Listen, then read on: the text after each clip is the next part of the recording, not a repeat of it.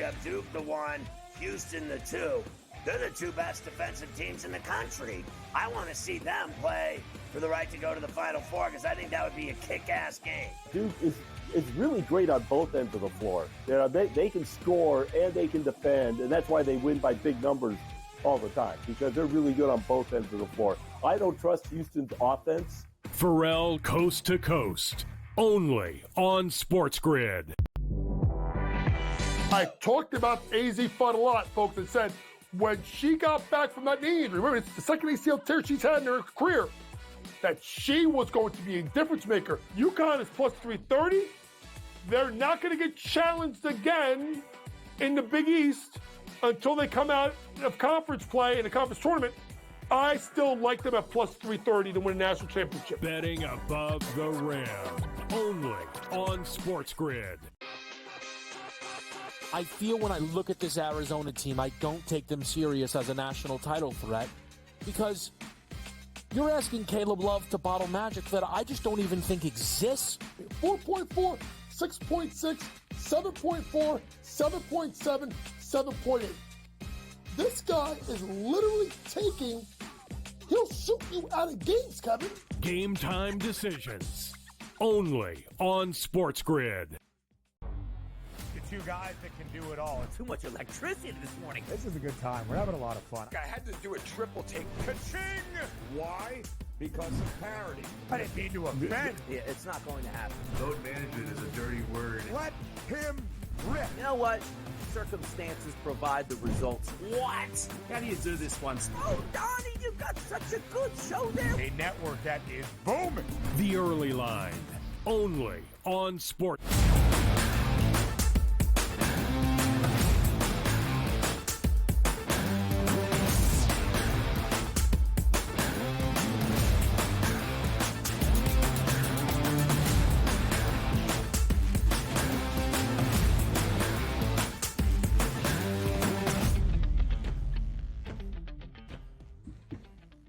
We welcome you to hour number 2 live right here on this Thursday morning on the Early Line on SportsGrid. But on this Thursday night, all eyes will be on Boston inside TD Garden in the Four Nations face-off championship bout between the bitter border rivals, the United States and Canada. So to get you set with everything you need to know for what has been a sensational and fun tournament in the Four Nations face-off, the NHL's Pete Jensen joins us bright and early, right from the jump in hour number 2 to get you set. Pete, as always, we appreciate the time. Thanks for being here ahead of what should be a great matchup tonight, the U.S. and Canada for the championship in the Four Nations.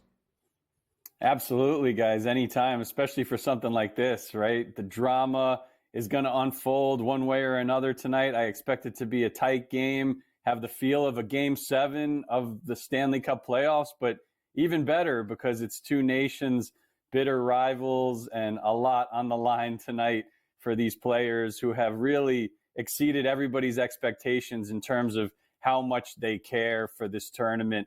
It's been amazing to see, refreshing to see for all the sports fans out there, and this game has plenty of allure, whether you're a diehard hockey fan, which it's a dream scenario, or if you're just a casual sports fan looking for something to get jacked up about.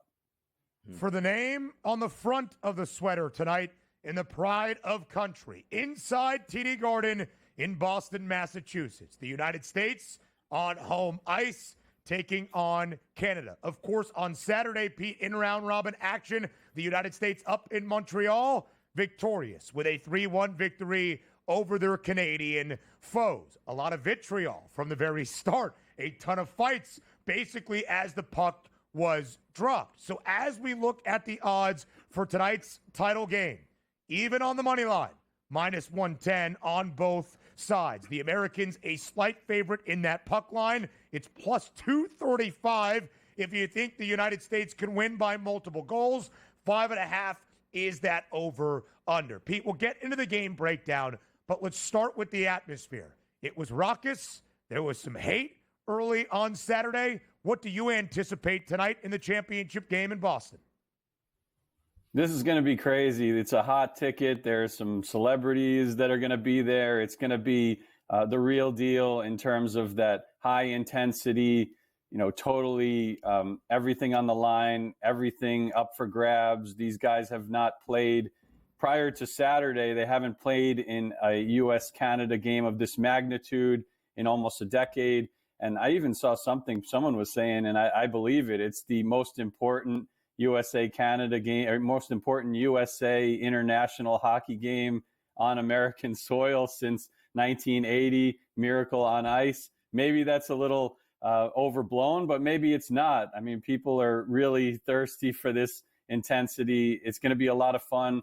And one angle I like from a betting lens to maybe take advantage of that, we've seen 2 of the 6 games in this tournament go to overtime. Another one almost did that last game when Finland almost came back and tied it against Canada. So Canada's played in some really tight games. You could go 3-way money line and just sit back and watch the drama unfold and not have to sweat who's going to win or lose. As long as it gets to overtime, you'd win that. Pete, let's take a look here at the game itself, because we'll get into the X's and O's, who's going to win and how many goals possibly in the MVP markets. But I need to know this from you tonight. With Team USA, a lot of bodies banged up, and this game means so much. Any roster changes, expectations, or what have you been hearing for the past couple of days with some of these lines? Right. So it sounds like the Tkachuk brothers, those guys are gamers, super, warriors for the U.S., even beyond just, the scraps that went down at the beginning of that game against Canada.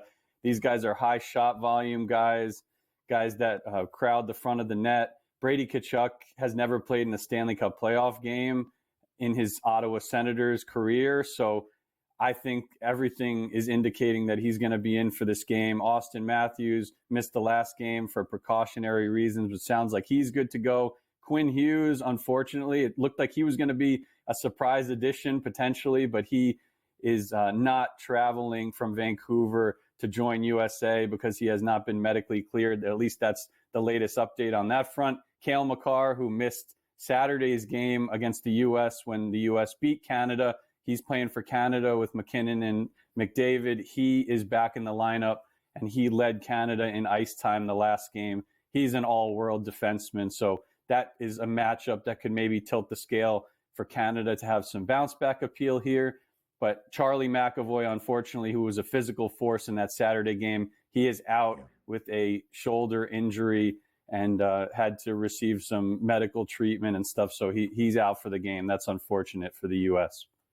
Pete, when you look at the guys on the ice tonight, of course, it is as star-studded as you could ever hope on both sides, for Canada and for the United States. So as we look at the prop component tonight in the X's and O key matchups of this list and maybe some others, which player steps up on maybe the most significant stage they have seen in their international hockey career?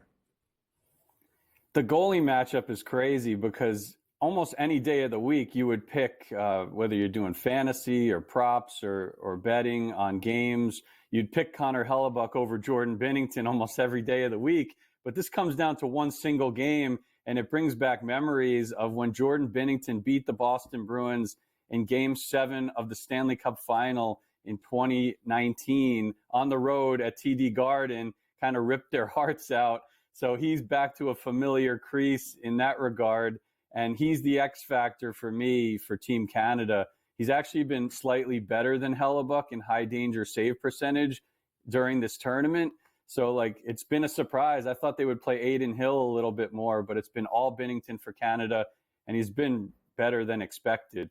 And then in terms of some of the other props, I like the Tkachuk brothers to get on the board. You could get Brady Tkachuk for a plus number for a point, even better number for him to score a goal, again, playing with his brother Matthew, and also Jack Eichel. So 3 studs on that line for sure.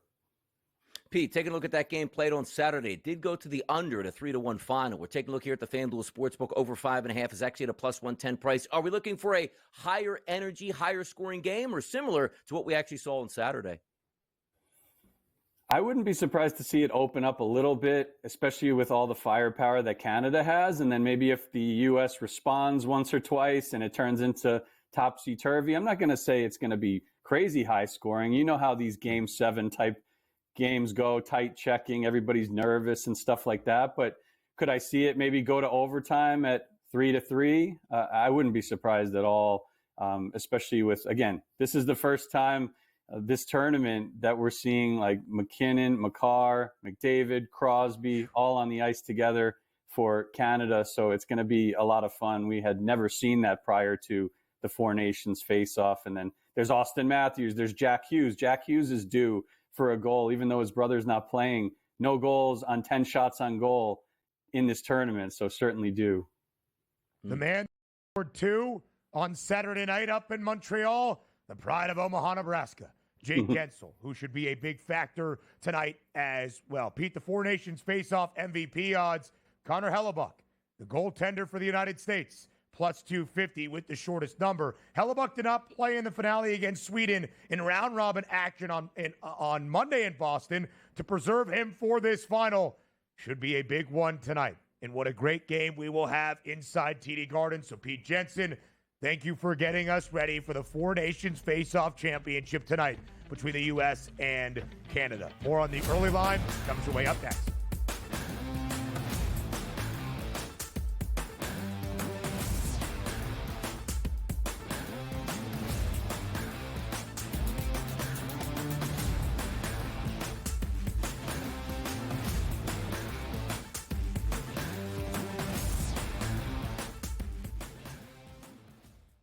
So my team didn't win this weekend, but I still did with this app that's taking over the game. Sports Millions Pick'em lets you make quick and easy predictions. Pick your favorite players, go higher or lower, and you can still win big even if your team loses. Plus, the multiplier is insane. With just a few picks, you can win big money. So get on it. They've got a welcome bonus to help you start off your winning streak.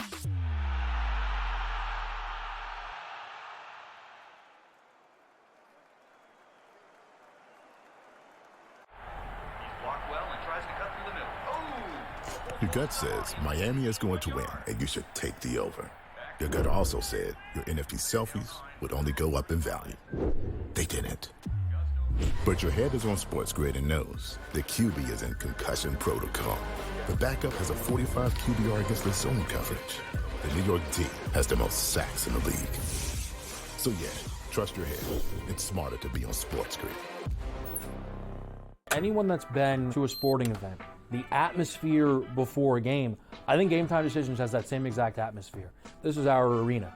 This is what we do. There is going to be an energy to Game Time Decisions that you will feel night in and night out. The excitement you get when you lock your bets in, when you're figuring out what you want to do, we can zone in on the biggest games each night. I want this to be the place that people come to before the games start so they feel as ready as possible to lock in their cards. We are going to hit every single one of those markets that you need to know about. We're going to go through every single thing, and I've got a great team behind me that's going to help me get the job done. There is not going to be a better place, I promise you, than Game Time Decisions to get that new information, react to it, and be able to then bet accordingly. We will have everything at our disposal, and we will use that to our advantage.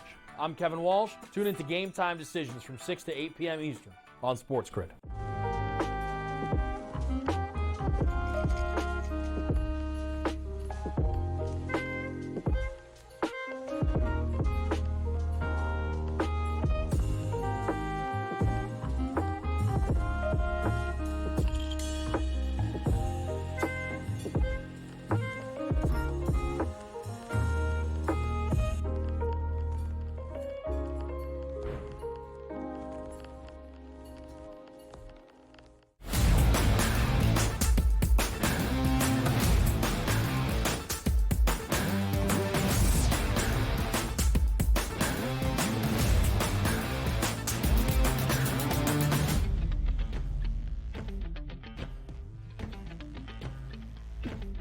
Are you ready for some baseball? Officially, the 2025 Major League Baseball season truly gets started today. Our first spring training game, a standalone matchup between the Dodgers and the Cubs. Both teams reporting early to spring training because they will open up the regular season ahead of the true opening day in Tokyo against one another on March 18th. Of course, last year it was the Dodgers in the Padres in the Seoul Series to start the year in Seoul, South Korea. This year to Japan makes a ton of sense, of course, for Los Angeles from a branding perspective. Shohei Ohtani, Yoshi Yamamoto, and now Roki Sasaki all play in that Dodger blue. DRS, we'll talk the spring training game in just a bit, but it does allow us a moment to project the future for both of these teams throughout 2025. And of course, the rich just kept getting richer this winter. The Dodgers basically signing everybody back that they needed to. Added Blake Snell, Roki Sasaki, great reliever in Tanner Scott. Blake Trinan returns as well. So much talent on this Dodgers team. It almost doesn't seem fair. It's like it broke baseball. But how do the Dodgers continue with the success of winning a World Series year over year? Here is the outlook for LA. Win total, 104.5. To make the postseason, you can see the number. To win the National League West for a 12th time in the last 13 years is minus 650. To win the National League pennant, basically before opening day, the Dodgers are nearing even money at plus 140. And, of course, a ridiculously short number to win a World Series once again at plus 240. Donnie, how do you look at the Dodgers entering 2025? As an absolute powerhouse, and they should win the World Series. Now, granted, we've seen great baseball teams not win the World Series. It's what happens. There's attrition. But understand this, too. The Dodgers always have an advantage as well. They went out, spent crazy, brought wonderful talent into the building, great bullpen, great starting lineup, great frontline pitching staff. And then understand this. Once you get to the trade deadline, the Dodgers have unbelievable prospects and unbelievable amounts of money, so they can add 2 more starting pitchers and another MVP caliber bat should they choose to do so. So take a look at this. Midway through the season, Vladimir Guerrero doesn't look like he's going to sign back with Toronto. They're not having a great season. Hey, we got 2 prospects for you. Vladdy, come on over. We'll sign you to a deferred contract for 15 years, and you'll be part of the Dodger community. But to understand this for me, like, I don't hate what the Dodgers are doing. They're playing and they're doing everything in constraints of what the salary cap allows, which there is none in Major League Baseball, and also using deferred money, which you don't have any, constraints on that either. But in the next 2 to 3 years, this might actually correct baseball because some of the teams might force a lockout, which is great. But based on this season here, the Dodgers doing everything they can for their fan base to say, you live in a city where it's crazy overpriced. You want to go to Dodgers games. It takes you 6 hours to get in the ballpark. The seats are expensive. The beer's expensive. The drinks are expensive. So we better put on a show in the field. And they're doing that for their clientele. It's why you go to the top of the park. You take in the views of downtown Los Angeles and you get yourself a Tecate for a much cheaper price than what you will see elsewhere throughout the stadium. Like Estrella Jalisco, no, Tecate is better. Maybe make it a Michelada. You're having a lot of fun at Dodger Stadium. Now, 104 and a hook, DRS, is an absurd win total. Last year, if you remember, the Dodgers ended up on the mountaintop of MLB. They reached the pinnacle we expected entering the season for this Dodgers team. But they only won 98 regular season games. It was the first time in a very long time that nobody around the bigs got to the century mark throughout the regular season. Baseball, it feels, is a random sport, right? The best team that had all the resources at the end of the year won a World Series against perhaps the second best team that has the second most resources in all the sport in the New York Yankees, as we probably all anticipated, and was the shortest number entering 2024. But Donnie, there is an idea that because baseball is so random, that each and every night, even with a loaded roster and a great starting staff, that through a long season that is a marathon of 162 games and a tenuous October run, that you can pick off even the best. We'll get to the World Series odds in just a moment, but that would be the only real thing standing in the way of the Dodgers, right? The idea of the randomness of baseball night in, night out, because on paper and from the odds outlook, the Dodgers should win a World Series even right now.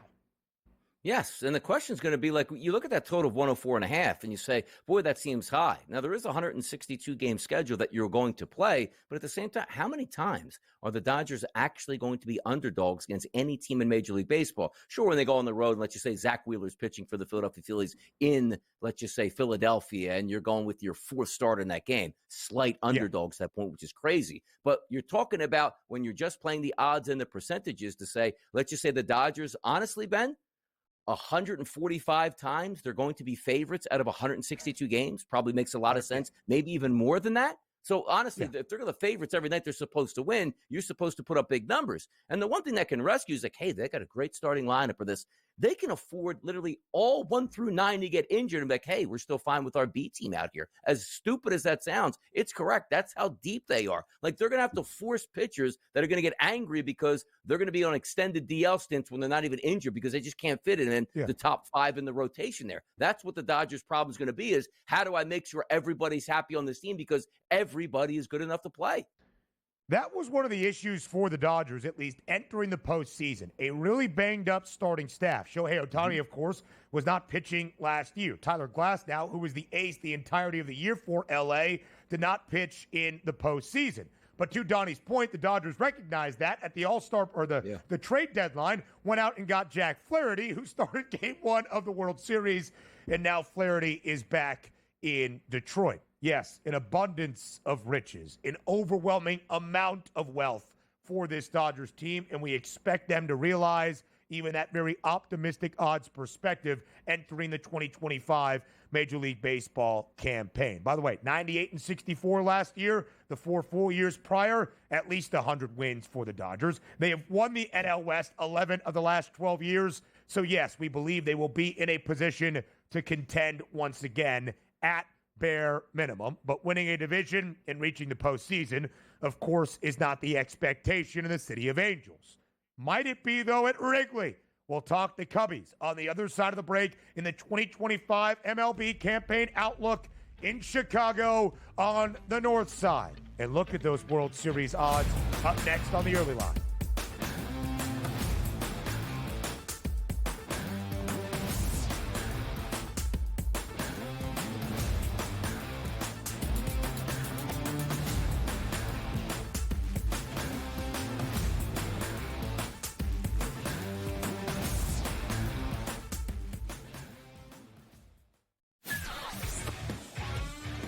Duke the 1, Houston the 2. They're the 2 best defensive teams in the country. I want to see them play for the right to go to the Final Four because I think that would be a kick-ass game. Duke is really great on both ends of the floor. You know, they can score and they can defend, and that's why they win by big numbers all the time, because they're really good on both ends of the floor. I don't trust Houston's offense. Pharrell Coast to Coast, only on SportsGrid. I talked about AZ Fun a lot, folks, and said when she got back from that knee injury, remember, it's the second ACL tear she's had in her career, that she was going to be a difference maker. UConn is plus 330. They're not going to get challenged again in the Big East until they come out of conference play in a conference tournament. I still like them at plus 330 to win a national championship. Betting above the rim, only on SportsGrid. I feel when I look at this Arizona team, I don't take them serious as a national title threat because you're asking Caleb Love to bottle magic that I just don't even think exists. 4.4, 6.6, 7.4, 7.7, 7.8. This guy is literally taking, he'll shoot you out of games, Kevin. Game time decisions, only on SportsGrid. 2 guys that can do it all. Too much electricity this morning. This is a good time. We're having a lot of fun. I had to do a triple take. Ka-ching! Why? Because of parity. I didn't mean to offend. Yeah, it's not going to happen. Load management is a dirty word. Let him rip. You know what?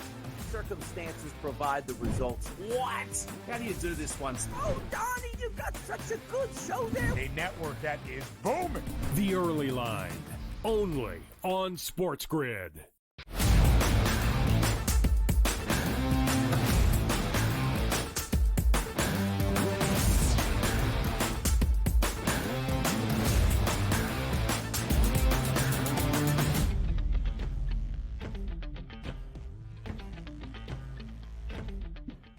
The official debut of a spring training game in Major League Baseball. Today, between the Dodgers and the Cubs, who will open up the season even before the true opening day against one another in Japan, starting March 18th, just under a month away. So we talked about the Dodgers, of course, the very short World Series favorites. We'll look at those odds in just a moment. But quickly, a focus on the north side of Chicago and the Cubs. Optimistic DRS entering 2025 to be a playoff team come October. -172, -105 in the National League Central, and a win total of 86.5. Of course, the biggest offseason acquisition for the Cubbies, a trade with the Astros to get the outstanding outfielder and power bat Kyle Tucker. But the last time the Cubs went over this win total of 86.5 was way back in 2018. Of course, that capped off that historic 4-year run for the Cubs that included the 2016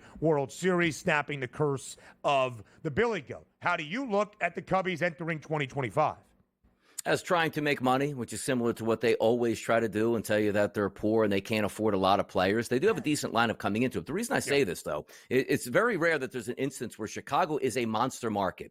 Do you see how they operate? And it's a shame that their actual ownership does this. The Brewers, small market. Cardinals, small market. Reds, small market. Pirates, small market. And then there's the Cubs. Yeah. They should absolutely be the Mets of that division and outspend everybody and win every single season. But their ownership group that brought in is going to say, you know what? We're just going to sit back and pile up the money and tell you that we're out of expenditures. But I am optimistic for the season because if you're looking at the estimated go-to starting lineup this year, Happ, Tucker, Suzuki, Bush, Swanson, Horner, Crow, Armstrong, Shaw, and Amaya, it's not that bad here. You take a look at the starting pitchers that you expect there. Imanaga's a very good pitcher. Steele's very good. Jamison Tyone, veteran. Matthew Boyd trying to get that reclamation project left-handed pitcher to try to step up, but not expected to be a top 3 guy. And then Javier Assad. It's not a bad lineup all the way through. So if you are looking, yes, the Brewers typically have that very good team. Don't spend money. We don't know how they win. I have optimistic, thoughts about the Cubs this year winning it because why?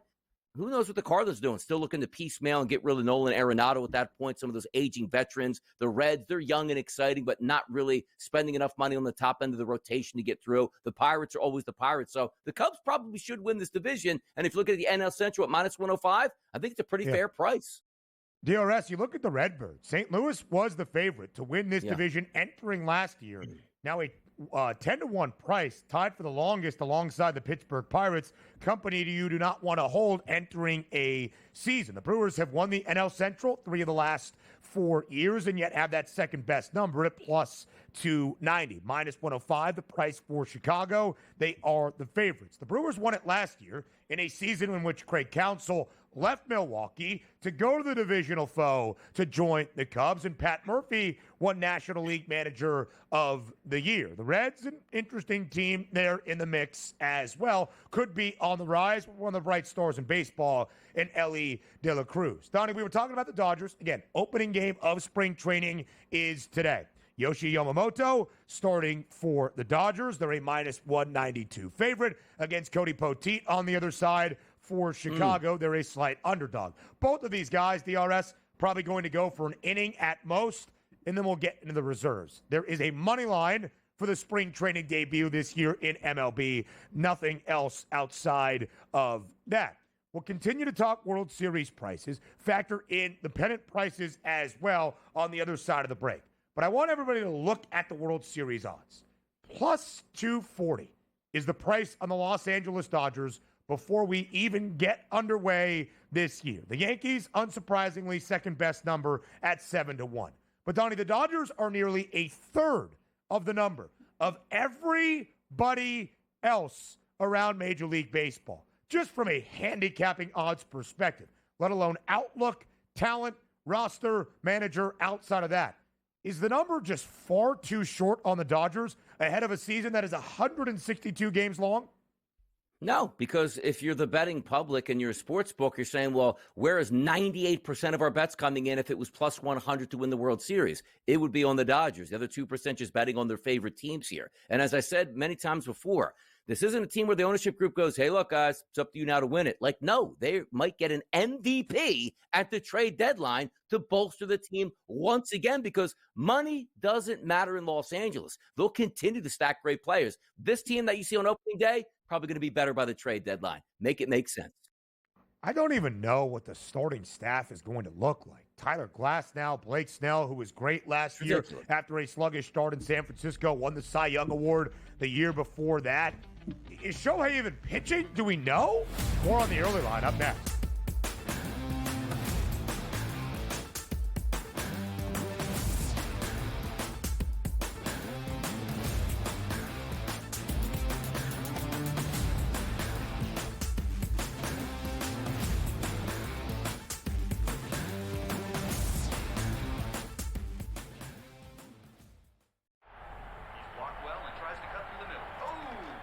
Your gut says Miami is going to win, and you should take the over. Your gut also said your NFT selfies would only go up in value. They didn't. But your head is on SportsGrid and knows the QB is in concussion protocol. The backup has a 45 QBR against the zone coverage. The New York D has the most sacks in the league. So yeah, trust your head. It's smarter to be on SportsGrid. You watch playoff games. The playoffs are all that matter. The league's got an issue. They just don't want to admit it. They brag about how huge they are, how global they are. Ratings are through the roof. Profits are through the roof. I mean, between the NBA and NHL lying about their ratings and the money they make, I'm sick and tired of it. Pharrell, Coast to Coast, only on SportsGrid.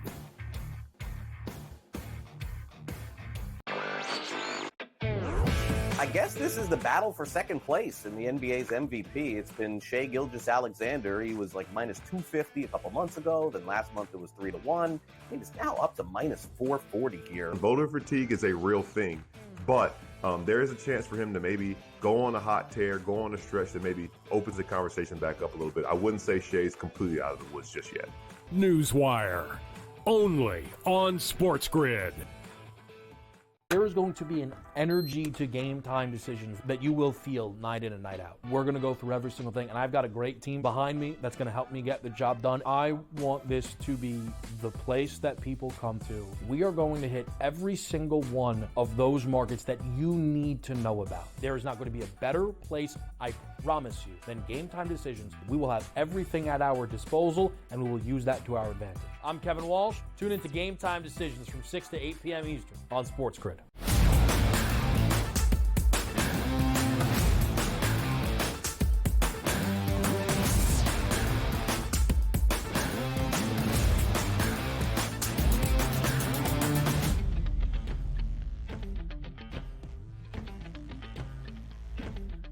With the opening day of spring training starting this afternoon between the Dodgers and the Cubs, we get you ready with an early preview of the 2025 Major League Baseball season. Donnie, right before the break, we showed you those World Series odds. The Dodgers nearly a third of everybody else around the bigs. We'll talk American League in just a second.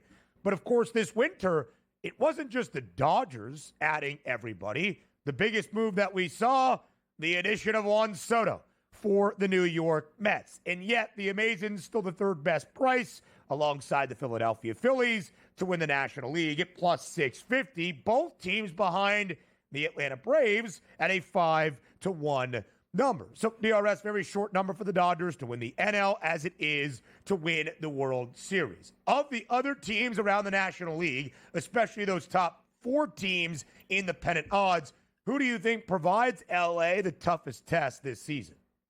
Probably going to be the Philadelphia Phillies if they stay hot at the right time at the end of the season, which you saw them flame out against the New York Mets. But they have the most talent-wise, let's just say 1 through 9, a pitching staff and bullpen if we combine it. Now, the Mets are going to be good. The Mets already knocked the Phillies out last year, and their estimated starting lineup with Lindor, Soto, Alonso, Nimmo, Vientos, that's a really good 1 through 5 just to get started here. But the pitching staff here, always going to be questions. Senga, yes, good pitcher. Has he shown up in the biggest moments? Maybe not necessarily here. You take a look at Minaya, who's a very good pitcher. Peterson, okay. Clay Holmes, Paul Blackburn, Griffin Canning. See where we're going here? When you look at the Philadelphia Phillies, their 1-5 is pretty strong. And that's usually what you're going to base the season off of, because on any given day, your pitcher is probably better than the other pitcher. And you're not saying, okay, once we get through our 1-2, it's a crapshoot 3, 4, and 5. That's not the case. I expect better things last year, regular season-wise, than even what the Mets had last year. Pete Alonso comes back, expectations higher. You get Juan Soto, who'll protect a couple guys in that lineup. We understand that. The Braves would be okay as well. I didn't think they had a great offseason. You're still waiting to see what we're going to get out of Strider for this season, as well as Ronald Acuna. But for me, in the National League, you look at the price points here, they do make sense. But I do think the Phillies are plus 650, the Mets 650, about right there. The Braves at 5-1, I probably would slide them down a little bit lower at this point. But you will get a pretty good punch out of that NL East there with the Braves, Mets, and the Phillies. It is really interesting to me that the Braves are in front of the Mets and the Phils, both with the optimism for Philadelphia and the proven track record. Of course, the Mets got the better of the Phils in the DS this year, made it to the National League Championship Series against the Dodgers, and then added Juan Soto. But, Donnie, I think you're correct. The pitching advantage right now is with Philadelphia, maybe even in front of the Atlanta Braves. Max Fried departs. He's now in the Bronx, pitching for the Yankees. Chris Sale, coming back the way he did last year, was sensational to win that National League Cy Young Award, and you would expect the preseason favorite from last year to win the NL Cy Young Award in Spencer Strider, now back and healthy. That will be huge. Also with the reigning National League MVP and Ronald Acuna Jr. coming back as well. The Braves last year, the story for Atlanta DRS was just how injured they were the entirety of the season. But this is still a Braves team that has reached the postseason 7 consecutive years, expected to do the same this season as well. And I think you described it well there. Who has the highest ceiling in terms of cashing that National League pennant price? I think we would expect all three of those teams out of the NL East to be in the postseason.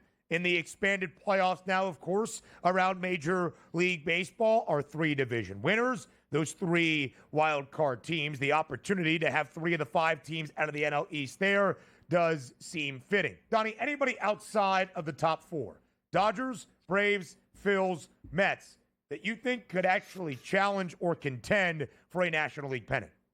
I mean, you probably would start to slide down to the San Diego Padres just because you take a look at the lineup, and it is pretty impressive. Arise there in that leadoff spot, Tatis, Merrill, Machado, Cronenworth, Bogarts. Like, they have the firepower to tangle. But the only problem is it's like, okay, well, you're going to be bumping heads there with the Dodgers for the majority of the season being in the division, and also their pitching staff. It is decent there. Dylan Cease, very good pitcher. Michael King, young and up-and-comer that they got in that initial trade with the New York Yankees to bring him over. Yu Darvish, but again, running a little bit long at this point, an aging veteran. So if there's one team outside that you just would say had the pedigree and maybe the payroll to try to compete, it would be the Padres. You look at the Diamondbacks, they're okay. The Cubs, we just reviewed them all right. Brewers, the same thing. The Reds, some young talent on there can catch lightning in a bottle. Then the Giants, we'll see what they do. But it just feels like that top 4 is going to run away with things here. And also, the Dodgers are going to win that division, which means the Padres are going to be that wild card team and on the road. That always hurts because the Phillies, the Mets, and the Braves probably going to tangle for that top spot. And whoever gets that will have an advantage. But once again, the Dodgers world, we're just living in it, and that includes the Padres out on the West Coast. Do you remember when the Padres started spending all that money, and then the Dodgers like, okay, let's just ramp it up and 5-fold your salary cap at this point, or your whatever you're paying for your team? It's crazy what the Dodgers have turned into, that juggernaut, but that price is reflective here. It is a long season, but having more good players than anybody else, that's great for a long season. It's not a sprint, which would help some other teams. The longness of the season actually helps the Dodgers. DRS, when you look at the odds to make the postseason out of the National League, as we showed you, the Dodgers are minus 10,000. That takes into account their minus 650 to win the National League West. The Mets and the Braves both minus 325. The Phils at minus 300. The Cubbies are the minus money favorites to win the National League Central. They're minus 172. The D-backs and the Padres are slightly in minus money, if you want to count it as such. Arizona minus 110, San Diego minus 106. But it feels like outside of the top 4, in the Cubs, the favorites to win the National League Central, you're really looking for some wild card spots at best, unless something crazy happens in the NL West. And not just because of how great this Dodgers team looks, starting staff, lineup, up and down, 1 through 9, but also their history. They have won the division in the NL West 11 of the last 12 years. Donnie, speaking of the Dodgers, very short price, but honestly, almost shorter in comparison to win the World Series at plus 240 than they are to win the National League pennant at plus 140. Baseball is a long season. You can get off the slow starts in regular season games in late March, in early April, and in early May. But assuming the Dodgers, who will probably be booked as a favorite in 95% of their games this year, just make good on a couple of those money line prices and start off in a good way, DRS, how quickly do you expect LA to flip to a minus money favorite to win the National League pennant? Well, it's probably going to take some doing. Like if they just get out to a red hot start, 21-3, which again, I don't expect them to be that would be even for a great team. It's like, hey, winning 2 out of every 3 games is really good for them to actually double that basically. I don't know if that's going to be the case, but sometime around mid-May to June, when if they have a 10-game lead already in the division, then you're going to start to see some of those things flip over. But also understand this. Handicappers are also shrewd and smart with their money. Hey, I can't wait to bet the Dodgers plus 140 to win the pennant. You're going to tap a plus 140 price for 8.5 months, it feels like right now, just to get that back. Like you tie up money for 12s and 15 to 1s and 50 to 1s, not for plus 140. So you can do better with your money. Even if you predict right now, hey, man, Dodgers going to win it all. At plus 140, tying up for that long, it doesn't sound like a great investment overall to me.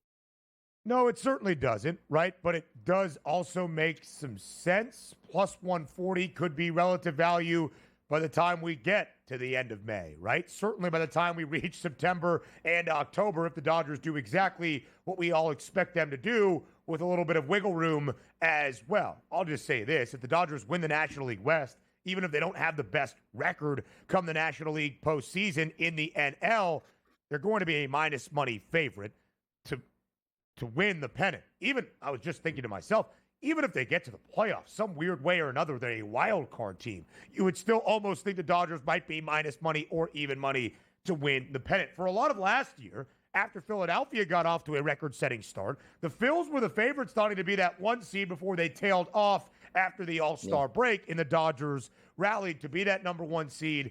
How impactful is home field advantage going to be? By the time we get to the postseason, we shall see. All right, enough of the Dodgers in the National League. Let's talk AL pennant prices. Can the Yankees win a pennant once again? Don't forget, last year, their first pennant since 2009. They will be expected to do so, but who are their biggest challengers in the AL? We'll discuss up next on the Early Line.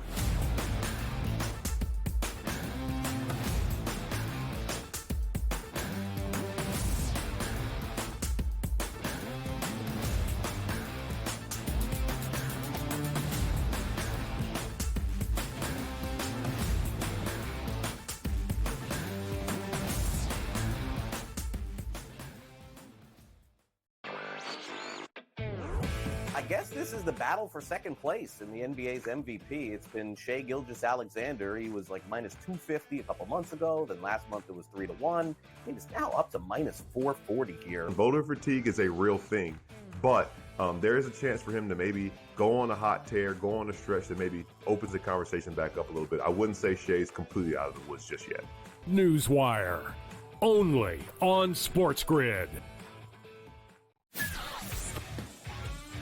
You watch playoff games.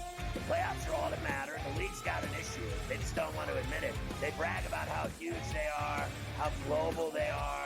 Ratings are through the roof. Profits are through the roof. I mean, between the NBA and NHL lying about their ratings and the money they make, I'm sick and tired of it. Pharrell, Coast to Coast, only on SportsGrid.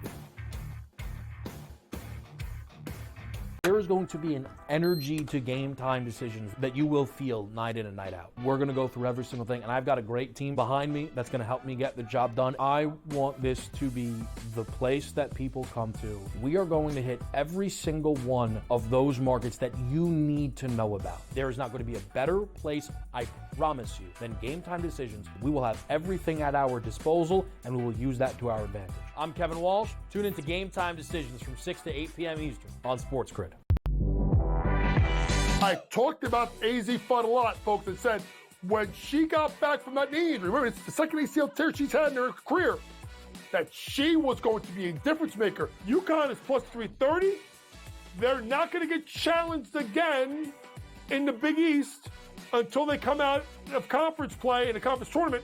I still like them at plus 330 to win a national championship. Betting above the rim, only on SportsGrid.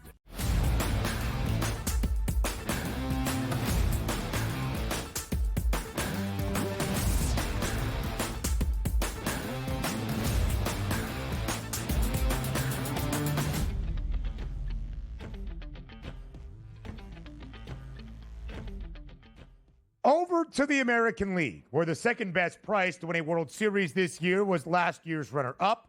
That would be the New York Yankees. But the Yanks, in comparison to everybody else around the American League, a very favorable number. Half the price of every other AL team to win a World Series, 7-1 for the Yanks, and more than half the price to win the American League pennant as well. Plus 280 on the Bronx Bombers. The Orioles, their divisional mates, at a 6-1 number. The Astros, a plus 850 price, and then a slew of teams, DRS. The Red Sox, Rangers, and M's, all at a 10-1 number. Let's start with the gap between those top two teams, which was really the story of the 2024 MLB campaign. How tightly contested will the pennant race be from the odds perspective between the Yanks and the O's? Is nearly a $3 then some gap justified between the Pinstripes and the Orioles?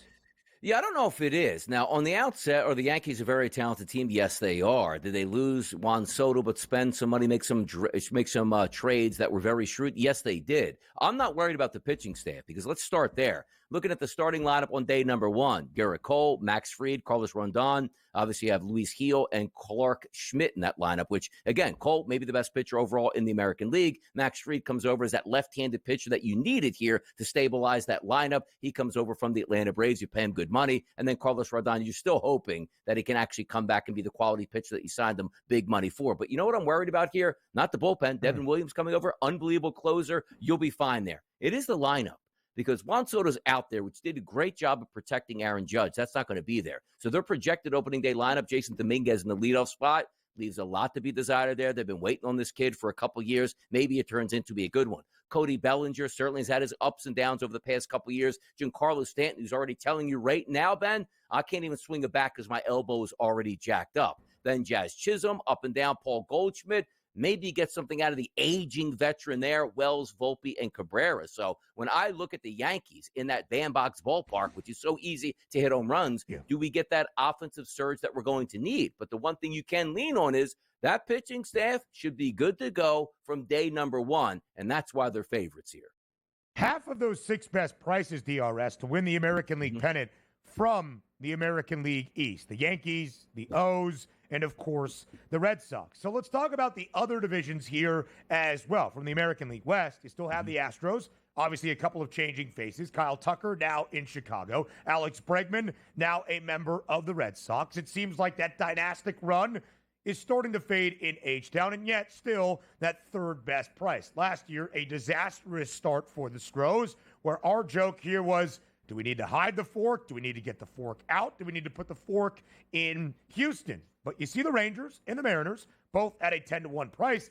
2 years ago, who was your World Series champ? That would be the Texas Rangers. So, Donnie, the highest outlook, highest ceiling, best pennant bet in the American League from the AL West division is which team? Yeah, you know, it's funny look at that, too, because you are looking at the Rangers and saying, like, do they have a pedigree? Yes, they do, and it's a fun lineup if it's healthy. Simeon, Seager, Langford, Peterson, Garcia, Jung, Carter, Berger, Heim, like, they can really do some damage, but you're also hoping on the back end of the rotation. Let's just say you can luck into some things. Nathan Eovaldi, quality pitcher, good starter, he'll be okay for them. Jacob deGrom is on that roster. You say, man, could he just possibly stay healthy? And I'm not talking about let's go back 5 or 6 years with the New York Mets when he was absolutely filthy dominant. But can he be a top 3 starter in your rotation? John Gray can do some jobs. Molly's there. Bradford. They do have some options here where you can catch lightning in a bottle. The one team I just can't seem to trust, though, on a year-to-year basis is the Mariners here, to be honest. So for me, out west, I look more towards, obviously, Texas. You look at the Mariners, like they do have pieces to the puzzle, but isn't it always like, hey, this young, really good pitching staff finally going to take a stand and be dominant, and now we can't be as dominant because we have to win games 2-1. You get the drift on that. So for me, I probably would buy a bounce back on Texas here more than I would, let's just say, the Seattle Mariners. In those three teams, very tightly compact atop the AL West odds, the Astros a slight favorite at plus 170, but both the Rangers and the Mariners at a 2-1 number. All three teams just apart by about 30 cents. How about the other two teams in the division? The Angels, Mike Trout, maybe a right fielder. Anthony Rendon, does he still play baseball? The answer to the first question is yes. The answer to the second question is no. How about that team?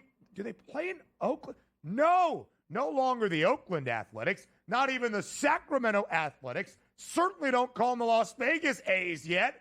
They're just the Athletics this year at a 25-1 number. I hope they are resilient and win some games. DRS, your least favorite division in baseball, the American League Central. The shortest price out of the Central to win a pennant, that would be the Tigers and the Twins, both at an 11-1 price. The Guardians, 14-1.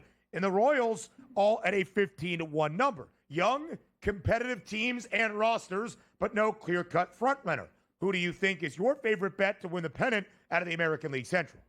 It's so hard. And you're just looking at the price points there. Probably makes some sense there just to take the Tigers. But it feels like that's one of those divisions. You just put every team into a hat, shake it loose. Like, oh, look at that. The Guardians going to have a good season this year. Ooh, the Twins are actually going to bounce back and not collapse in the second half of the season. But if you are just looking at front and start pitching, Flaherty does go back to Detroit along with Skubal, one of the best pitchers, if not the best, in the American League. Olsen, Mize, and Job. So they do have some pitchers that they can lean on. And the lineup is pretty versatile. You know, if you can get Gleyber Torres here coming over as a free agent from the New York Yankees, Riley Green, Kerry Carpenter, Matt Vierling, not household names, but I'll tell you about this right now. You want to follow me throughout the summer betting, and a lot of those, run props that you like or hitting props, they come from Detroit because they got some pretty good numbers. They're going to have to score runs, and those guys are going to have to lead them there. So not household names that could be big contributors this year. The Detroit Tigers in that lineup for sure. We expect Shane Bieber to be back for the Guardians as well, a former American League Cy Young winner. In terms of the AL Central prices, just $1 separates everybody. Minnesota in front, the Tigers, Guardians, and Royals. Minnesota plus 310, Detroit plus 250, Cleveland plus 290, and my team last year, KC, at plus 310. I would also like to note, DRS, make sure you pay attention to the win totals for those teams in the American League Central. Yeah, they got to play everybody in that division, should be competitive to get a ton of wins, but everybody plays the White Sox 19 times. That's going to be a benefit for those win totals that will all hover to the low to mid 80s. Just something to note. We'll continue to talk Major League Baseball on the other side of the break. Up next here on TEF.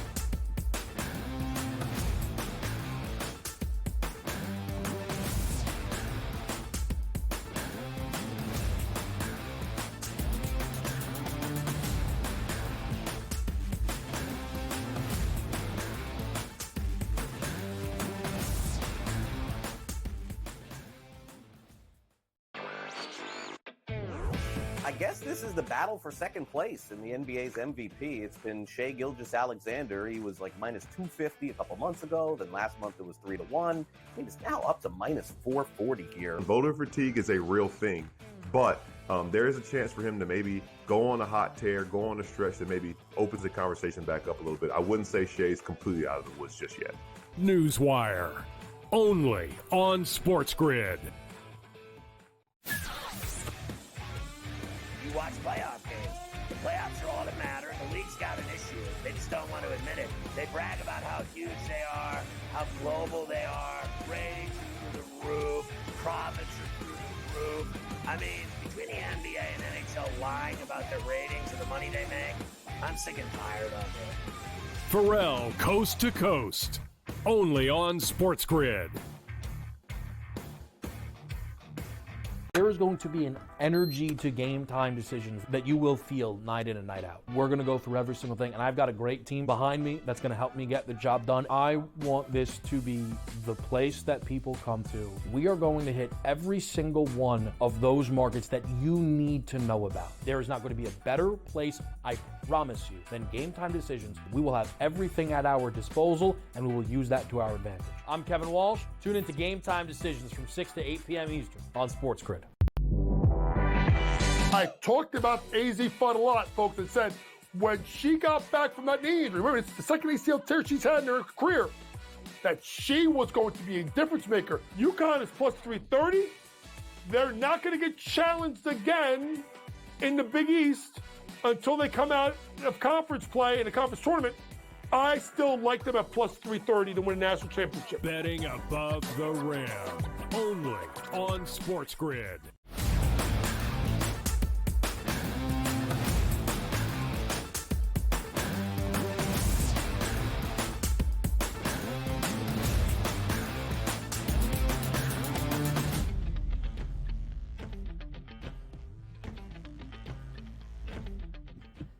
We continue to get you ready for the 2025 Major League Baseball season. Today is the opening day of spring training between the Dodgers and the Cubs. A standalone spring training game. Ton of standalone games as of late. A ton of fun to break down and get you ready for. DRS, the top two teams to win the American League pennant, both hail from the same division, the AL East. The Yankees in front, the Orioles far behind in the pennant prices, but maybe not so much in the divisional numbers. The Boston Red Sox, also one of those 6 teams around the American League, favored to see the postseason and with a 10-1 price or better to win that pennant. Here are the American League East odds. The Yankees even money at plus 100. The O's plus 250 and the Red Sox plus 440. But let's start with the team that sits with the longest price right now, who finished dead last, 5th out of 5 teams in the American League East a year ago.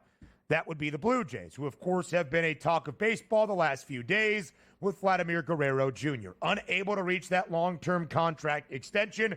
Vladdy setting the deadline for Monday night. Unable to reach that big new deal. Will not negotiate through the season. A contract year and more than likely a free agent at the end of this campaign. What will the impact of Vladimir Guerrero Jr.'s contract situation in Toronto mean for the rest of the American League East and maybe the rest of the AL as a whole? Normally you would say nothing, but the fact that you just see the odds there up on that marker, well, they're dead last in the AL East, which means the expectations are they're going to finish last in the actual division, which then means around the trade deadline, well, if we're last, then Vladdy's not going to want to come back. Then we move and shift him here. So maybe a balance of power. I doubt they trade him in the division, which they probably goes out to the other league, and we laugh about it might be the Dodgers. But looking at the Blue Jays, the lineup, Springer, Vladdy, Santander was a decent signing there to give him a little bit of a power bat in that lineup, Bo Bichette, but that's not a good-looking lineup. Then you look at the pitching staff, aging veterans, Kevin Gausman, Jose Barrios at this point, Bassett, and Scherzer. I mean, what's the guy going to give you? 1 or 2 innings every week, it seems like, before he breaks down? So I do think it's right. When you look at the AL East, and by the way, if Toronto was in one of the central divisions, yeah, they probably could compete, but they're not. They're in a big money division with a lot of really good baseball teams, and somebody has to come in last place. And you look at the rosters, it's probably Toronto, Ben. Yeah, I would think so, DRS. The Toronto Blue Jays, the last few years, even entering 2024, which was not a great season, of course, up in the 6th, they have had the odds optimism to be that playoff team, to be that wild card contender, maybe to challenge for the top spot in the division. Hasn't actually been realized. The O's, certainly a young and promising team that DRS the last few years have taken their lumps, of course, in the postseason. Will Baltimore be able to realize that this time around? What's your outlook for the Orioles this year after losing Corbin Burns in the offseason?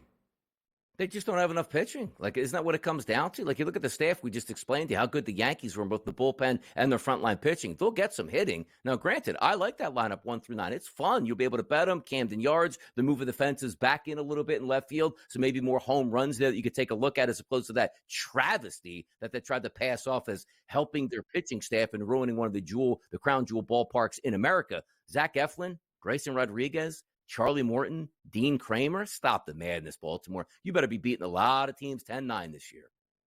91-71, the record for the O's last year. They trailed by 3 games in the American League East. The Yankees took the top spot in the league and, of course, in the division. The Guardians were 92-69, had a 6.5 game advantage for the American League Central. The Tigers made some noise in the postseason. The Royals tried, but came up short. All things to keep an eye on. DRS elsewhere around the American League East. How you feeling about the Red Sox? We've talked about the drama this week. Ralphie Devers at third base. Alex Bregman, the big priced and new acquisition. And yet all of Devers' boys coming to his defense to stay at the hot corner. Is the drama too much to have you buy into Boston? It's not, because you also look at the closing situation, the bullpen, the back end guys, Liam Hendricks and Aroldis Chapman, a couple flamethrowers back there, but you always want to look at that starting lineup. And again, we talk about Rafael Devers, you know him. Alex Bregman, you know him. There's a lot of really good bats around him. Duran in the starting spot, Cassis, Yoshida, Story, Abreu. Like, there's some nice pieces to the puzzle. Then when you get to the starting staff, how about the acquisition? You're getting in Garrett Crochet, sort of that left-hander to be the top of the rotation guy. Houck, Bello had a solid season. Walker Buehler now on a different roster. Maybe he can fit in and settle in as that 3 or 4 Giolito, Cutter, Crawford. There is depth there for the Boston Red Sox. For me, I actually like the Red Sox more than the Orioles, to be honest. Yeah, I think Boston presents some value, DRS. Yeah. Great pitching staff. Yeah. Garrett Crochet, one of the best last year in the American League. We'll see if he continues that. Now a Red Sox and not a White Sox any longer. Hour number 3 up next.